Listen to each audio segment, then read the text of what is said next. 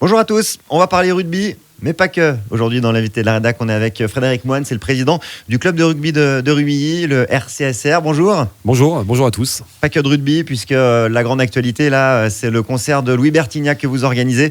Ce sera dans un peu moins de 3 semaines, le 29 juin prochain. Louis Bertignac, ancien de Téléphone, qui va se produire donc dans votre stade au Grand Jet à Rumilly. Exactement, un peu sur le même modèle que l'année dernière avec Héritage Goldman. Une scène au milieu du terrain, face aux tribunes, et donc Louis Bertignac avec son nouvel album, mais aussi plein de reprises de Téléphone et d'autres, et puis des belles premières parties. C'est un format qui fonctionne. C'est une première l'an dernier, ça a plutôt bien marché avec Héritage Goldman. Oui, c'était plutôt positif. On a eu des très bons retours. Je crois que les gens étaient très contents de cette première. Donc c'est ce qui nous a motivés à lancer une deuxième édition.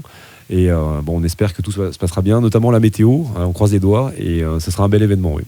C'est un gros événement en tout cas. C'est autre chose. C'est complètement autre chose que d'organiser des matchs de rugby. Il a fallu s'organiser. Oui, alors on peut le faire grâce, je le dis souvent, grâce à nos bénévoles, parce qu'on a plus de 150 bénévoles qui sont motivés et mobilisés sur cet événement. Donc c'est un truc qui est sympa à organiser, c'est chouette. Et puis oui, on progresse. On a notre fil conducteur. Par rapport à l'année dernière, il y a des choses qu'on va améliorer, notamment l'espace VIP. Donc à chaque fois, on consolide un peu les choses et c'est plutôt très sympa à organiser. Pour les auditeurs de DS Radio, Bertignac, c'est assez rock, hein, c'est vraiment un rocker dans l'âme. Et sur scène, il envoie. Oui, alors moi j'ai eu la chance de le voir une fois sur le paquet à l'occasion des JO pour Annecy. Ce qui est vraiment frappant, c'est qu'il a une belle communion avec le public, c'est-à-dire qu'il fait participer le public. Et encore une fois, je le redis, il y a vraiment plein de reprises de Téléphone, mais pas que, de différents titres. Et il a une façon de les personnaliser avec beaucoup de solos guitare qui sont vraiment très sympas. Donc c'est vraiment un bel événement. On a la chance de l'avoir à Rumilly parce qu'il passe pas du tout dans sa tournée ni en Savoie ni en Haute-Savoie. Donc c'est plutôt une chance. Et dans cet événement, on veut aussi qu'il soit accessible au plus grand nombre. Donc on a des places à partir de 25 €. Et puis on a une ambiance qui est plutôt festival, très conviviale. Et donc je pense que ça vaut le coup de venir. Le choix de l'artiste, il est important parce que ce que vous cherchez à faire, c'est fédérer. C'est important d'avoir donc un artiste qui joue le jeu puis qui a cette sorte de communion. Oui, ça reste. En fait, l'idée, c'est d'avoir quelqu'un qui est un peu dans la continuité du rugby. C'est-à-dire que c'est un public intergénérationnel, plutôt familial. Et donc, il faut quelqu'un qui rassemble, qui fédère plusieurs générations. Et le choix est bien sûr très, très important. D'ailleurs, je passe un petit clin d'œil à Jacques Falda, qui est l'organisateur de Guitare en scène, qui nous a aidés pour la programmation et qui nous a aidés aussi grâce à son savoir-faire. Donc, je crois que le choix de l'artiste est plutôt bon. Louis Bertignac pour la tête d'affiche. Il y a des premières parties pour commencer la soirée un peu plus tôt. Et puis, il y a un DJ après pour poursuivre la fête. Voilà, exactement. Donc, il faut bien venir. Il ne faut pas venir simplement à 21h pour le concert de Louis Bertignac. Il faut bien venir à 18h, parce qu'à partir de 18h, même avant, parce qu'il faut s'installer, mais à partir de 18h, on aura des premières parties. Vanilla Sky, qui est un groupe rock avec une chanteuse qui envoie. C'est plutôt sympa. Et puis après, on aura Marie Cooper, qui s'était produit l'année dernière avec Héritage Goldman. Mais là, elle sera en solo à l'occasion de son nouvel album.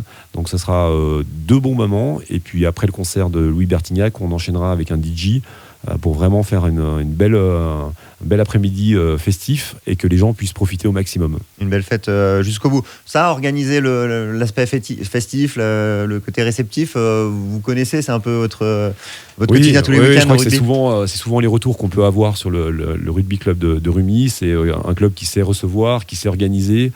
Tous les dimanches, on a à peu près 200 repas avant les matchs. Donc on est côté buvette et restauration, on est plutôt bien staffé, bien organisé. Oui. Je disais, c'est une première. Il y a d'autres clubs qui vous appellent, qui regardent et qui se disent tiens, c'est pas mal ce qu'ils font à Rumilly. Oui, alors la première édition, elle a forcément laissé quelques sceptiques. Est-ce que c'est vraiment un club de faire ça ? Et je crois que ça a été plutôt une réussite et ça interpelle de plus en plus de présidents qui m'appellent aujourd'hui. J'ai eu le président de Niort récemment, mais on a eu Mâcon, Dijon, qui sont des clubs qui s'intéressent à cet événement-là, qui souhaiteraient faire la même chose. Et donc, on est content de voir que ça inspire d'autres clubs. Et puis, je pense que derrière un événement comme celui-ci, c'est une façon de fédérer, de communiquer. Et puis, c'est aussi un modèle économique, parce qu'on voit que le contexte économique, il est un peu tendu en ce moment. Donc, c'est aussi une façon de générer des revenus autrement et de faire connaître le club autrement que par le prisme du sport. Comme beaucoup de choses que vous faites tout au long de l'année, les bénévoles, on en a parlé, sont au cœur de l'événement. Peut-être 2 mots de ce que ça représente à Rumilly. Bon, les bénévoles, c'est particulièrement ancré dans le club de Rumilly. Il y a des bénévoles qui sont là depuis 60 ans, que moi j'ai connus quand j'étais joueur, qui sont encore là. Et puis on a aussi des bénévoles qui viennent, qui rejoignent la dynamique du club. Donc je pense qu'un club, c'est différentes composantes. C'est des joueurs qui ont des contrats, qui sont donc plutôt professionnels aujourd'hui, mais c'est aussi des bénévoles, c'est des supporters, des partenaires. Donc c'est différentes composantes qui animent un club et qui font vivre ce projet. Les bénévoles, c'est quand même, je dirais, c'est un peu la ligne conductrice et le référentiel du club à Rumilly, et on souhaite que ça le reste. Donc je pense qu'il y a aussi une fierté de leur côté d'organiser un tel événement.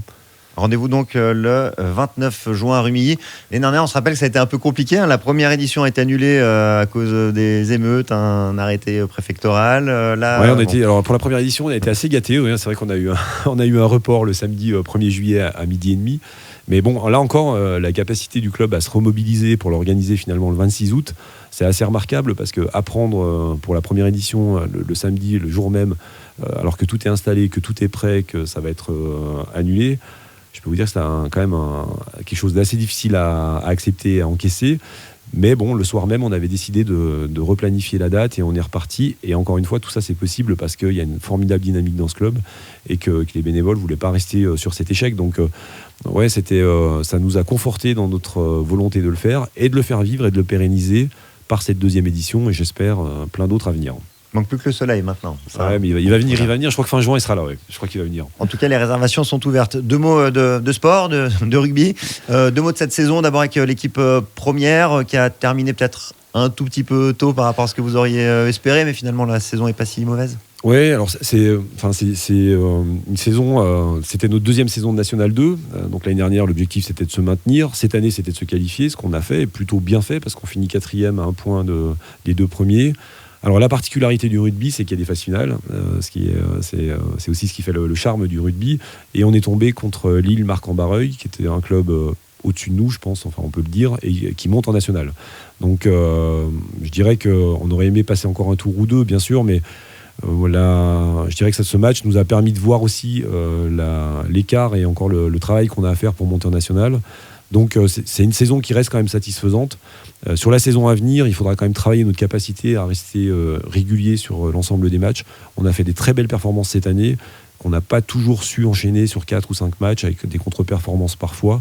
Donc ça va être l'axe de travail, maintenir un niveau de performance plus élevé et plus régulier cette saison. Les blessures qui ont aussi souvent un impact assez lourd, alors ça c'est assez aléatoire, mais il faut gérer ça aussi. Ouais, dans le rugby forcément il y a toujours beaucoup de blessés, donc il faut gérer son effectif, mais ça je dirais que c'est un peu la même chose pour tous les clubs.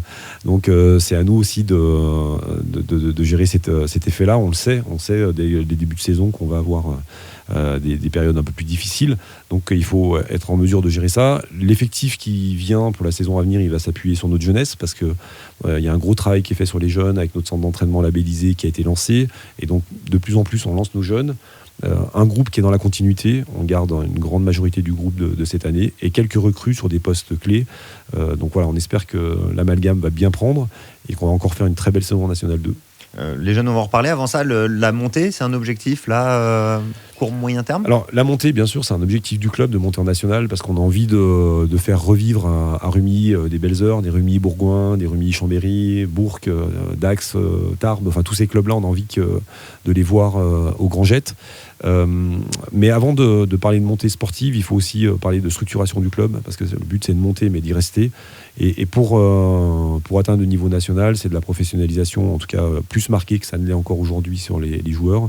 Donc il faut structurer le club, le développer en termes de budget, d'organisation interne avec les salariés du club. Donc on a encore un peu de travail. Bon, si ça arrive l'année prochaine, tant mieux, on accélérera la structuration du club.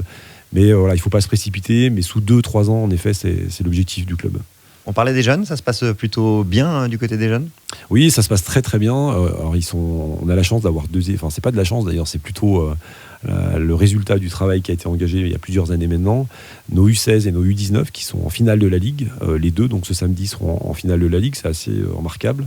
Et ça, je pense que c'est la résultante de tout ce qui se met en place depuis plusieurs saisons. Une très forte école de rugby, des éducateurs qui sont diplômés, beaucoup d'anciens joueurs qui viennent apporter leur savoir-faire et leur ADN du club. C'est aussi important de se développer, mais sans se couper du passé. Donc une très belle école de rugby et puis un centre d'entraînement aujourd'hui qui accueille de plus en plus de jeunes de l'extérieur et qu'on commence à mettre dans la formation rugbyenne. Avec un objectif, c'est de sortir chaque année 3 ou 4 joueurs qui potentiellement pourront intégrer l'équipe 1. Et puis 2 mots d'olympisme pour terminer. Vous allez porter la flamme. Ouais, ça c'est un petit événement sympa, enfin unique dans une vie. Donc voilà, j'ai hâte. Ce sera le 23 juin. La flamme sera en Haute-Savoie le 23 juin. Et je suis très fier de porter cette flamme. Et forcément, je penserai à ce moment-là à tous les bénévoles du club parce que quelque part, c'est une façon aussi de leur rendre un petit hommage parce qu'ils sont pas mis dans la lumière. C'est forcément le président du club qui est toujours mis en avant, mais c'est aussi à travers cette flamme, c'est tous les gens qui m'accompagnent dans mon entreprise que j'ai créée il y a 23 ans et aussi tous les gens du club qui travaillent dans l'ombre et notamment les bénévoles. Donc j'aurais une forte pensée pour eux et je pense que ce sera un moment unique et forcément un peu émouvant et très sympa. 23 juin pour le passage de la flamme en Haute-Savoie. Alors Évian, Cluse, Chamonix, Héry-sur-Albi, Annemasse. J'ai pas dit tout ça dans l'ordre, mais ça fait partie des communes qui seront traversées. Ça se finit à Chamonix en tout cas. Exactement, ça se termine à Chamonix. Clin d'œil à 1924. 23 juin pour la flamme et puis 29 juin pour Louis Bertignac. Les premières parties et les DJ après du côté du stade des Grangettes à Rumilly. Exactement. Avec des réservations qui sont ouvertes. Il reste quelques places en tribune, encore des places en pelouse et voilà, je peux vraiment. Pour les gens qui ne connaissent pas le club de Rumilly, venez, vous ne serez pas déçus et vous verrez l'ambiance particulière qui est donnée dans ce concert avec des gens bienveillants qui vont vous servir et s'occuper de vous. 29 juin donc. Merci beaucoup. Merci à vous, merci ODS. Et bonne semaine à tous.